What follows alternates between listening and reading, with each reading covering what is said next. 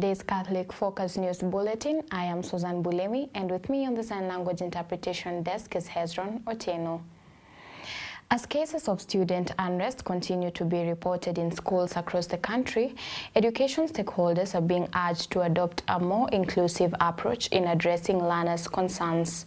The Bishop of the Catholic Diocese of Murang'a, Right Reverend James Maria Wainaina, says open dialogue between students and school administrators is key to preventing strikes and promoting a conducive learning environment. Take a look.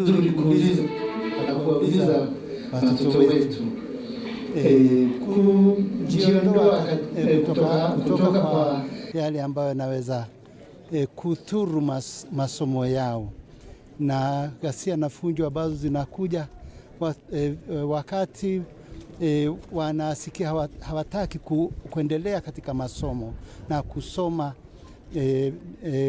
kuendelea na masomo, kuwakumbusha kwamba kusoma ni jambo nzuri na ni jambo la maisha.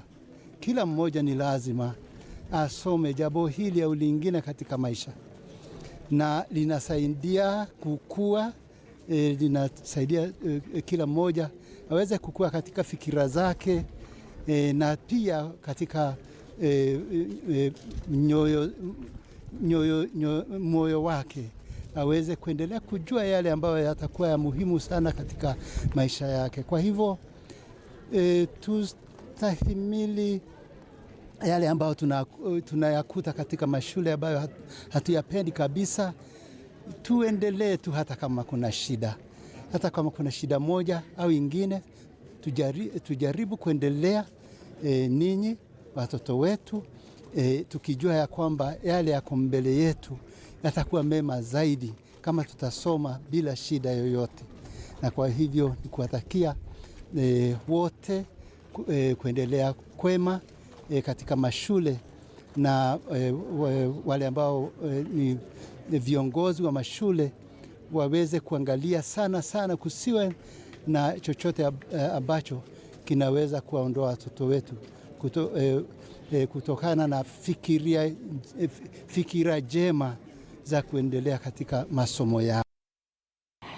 And still on matters concerning the current state of education in the country, concerns are mounting in Embu County over a surge in student unrest, with the Kenya Union of Post-Primary Education Teachers, rather known as KUPPET, reporting that more than 90 schools have experienced strikes this term alone. The union attributes the trend to a mix of financial strain in schools and increasing academic pressure on learners. KUPPET Embu Branch Secretary Njiro Karura says delays in government capitation funds have disrupted key school operations, including feeding programs, while unclear fee payment arrangements linked to NGCDF have worsened the situation.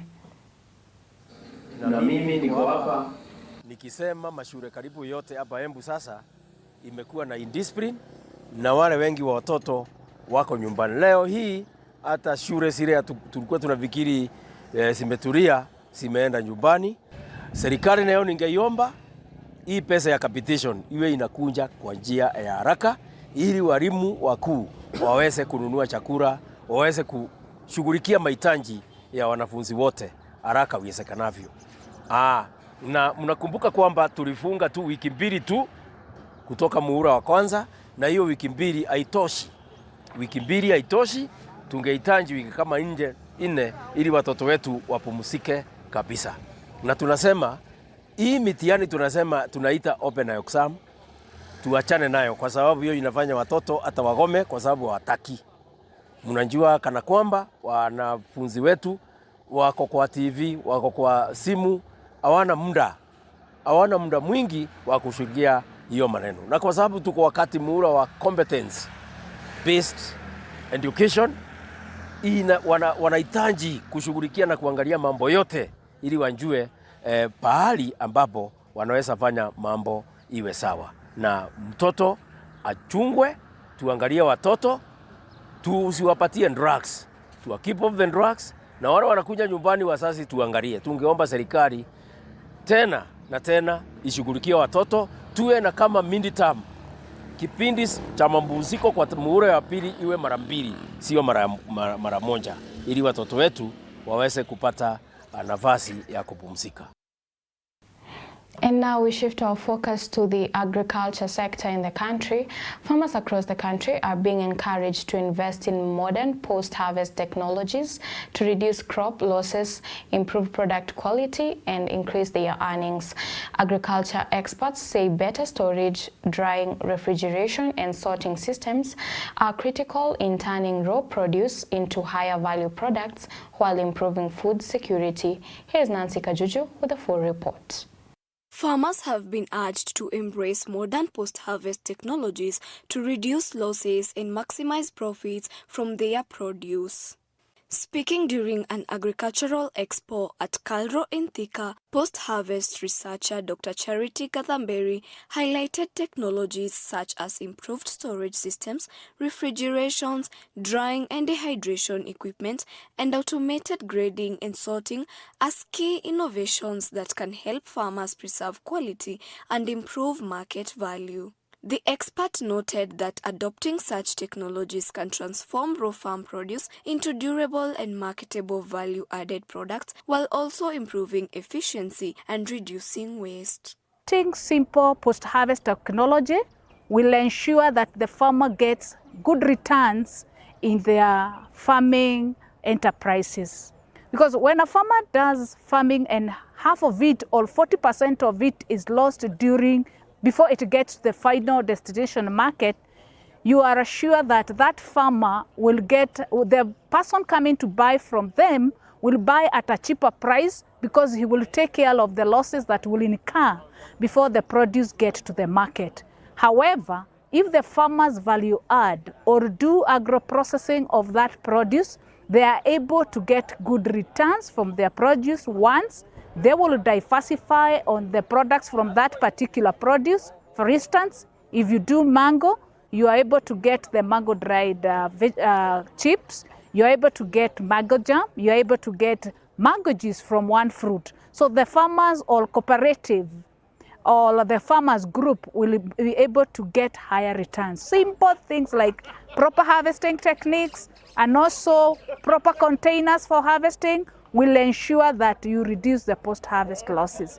Farmers attending the expo were also encouraged to adopt modern farming technologies to increase productivity, lower production costs, and improve incomes. Kalro Center Director Dr. Joseph Korinjuguna further called on Kenyans to improve their dietary habits by consuming more indigenous foods, which he said have important nutritional benefits and can help reduce lifestyle diseases.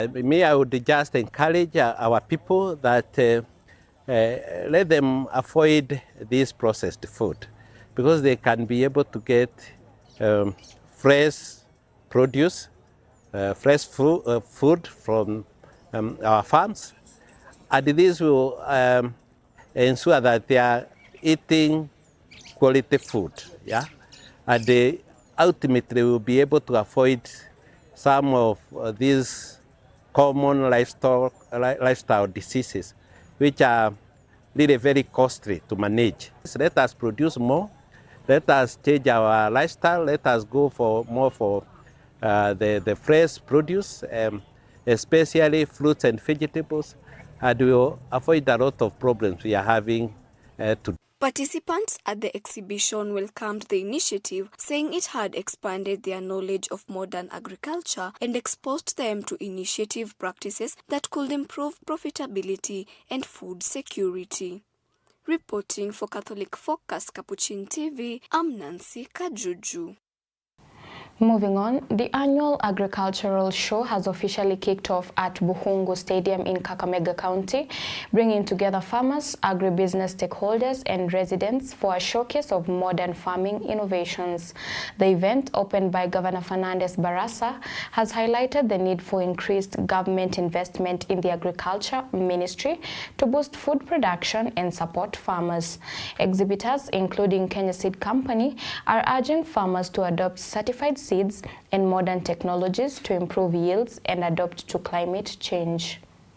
Na mimi nachukua fursa hii haswa kwa wabunge wetu kuambia kwamba ni vema tuweke pesa kuhakikisha kwamba mashirika ya kiserikali ambayo yanashughulika na utafiti katika sekta ya kilimo kama vile KALRO yanapewa ufadhili wa kutosha. Niko na imani ya kwamba mashirika haya yanatoa huduma bora zaidi, zikiwemo kupima hali ya udongo na pia huduma zingine za ugani ili kutoa maelekezo kwa wakulima wetu. So sekta hiyo lazima ipewe ufadhili wa kutosha. Kando na hili, naziomba taasisi za fedha na mabenki hapa nchini kuhusisha riba kwa mikopo spesheli ya shughuli za kilimo na ufugaji ili wakulima wetu wamudu gharama ya mikopo hili hii sekta ya kilimo iwe ni ya tija.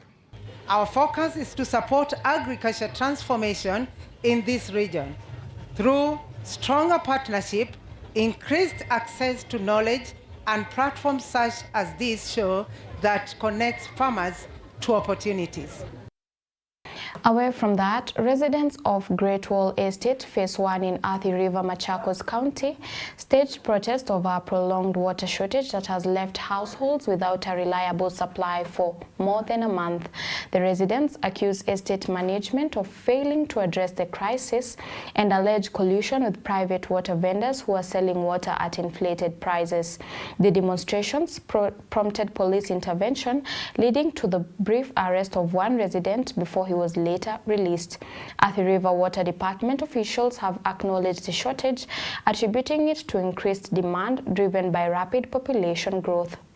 We've been having this issue of water each and every year, and every time we have to hold demonstrations for the issue to be resolved.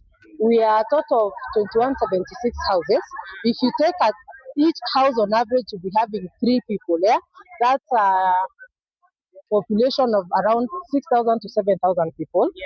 When we have an issue of water, it affects everyone. Right now we have cases of cholera in the estate because of lack of water, by the way. Ile shida kubwa hapa ni kwamba every year tunapata shida ya maji. We have 1 month that we are frustrated kwa sababu hakuna maji. And it is always every time around May, around June hatupati maji. So ile kitu tunataka kama tatizo itatuliwe once and for all. Na management yetu waweze kucommunicate effectively na sisi na watuambie ukweli. Na tunaomba pia maafisa wa polisi, mnapopewa ujumbe kuja kwangu na kunishika, na mimi am a very peaceful citizen, all communication ilikuwa pale and I told everybody to be peaceful. Kwa hivyo mimi na feel vibaya kwamba na ninaenda ku make sure that I sue the police for harassing me, for assaulting me. That was not right. Management supply kwa management na management nasambaza huku ndani. Shida yenye ilipatikana ni kwamba huku ndani wako na internal rationing, and that is what the management is addressing. Kulikuwa na some shortage a week ago. I think out of that wamekuwa na hiyo changamoto ya kusambaza within the estate. So it's a challenge that within the estate. The management, I want to believe the management is working around it, but from our end as Mapoko Water, we are supplying the estate with water. Because one thing we need to appreciate as residents of Machakos is that we have a serious shortage. The demand is too high compared to what is available. So the little we get, we are rationing. So mine is just to encourage the management to increase in their storage so that they're able to meet the internal demand. And that story right there brings us to the end of today's Catholic Focus News Bulletin.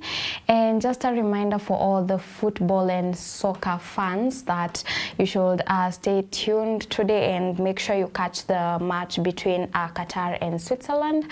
And let's see how that game is gonna turn out. So I am Susan Bulemi, and our sign language interpreter has been Hezron Otieno. Until next time, stay safe, be blessed, and remember to always keep it Capuchin TV.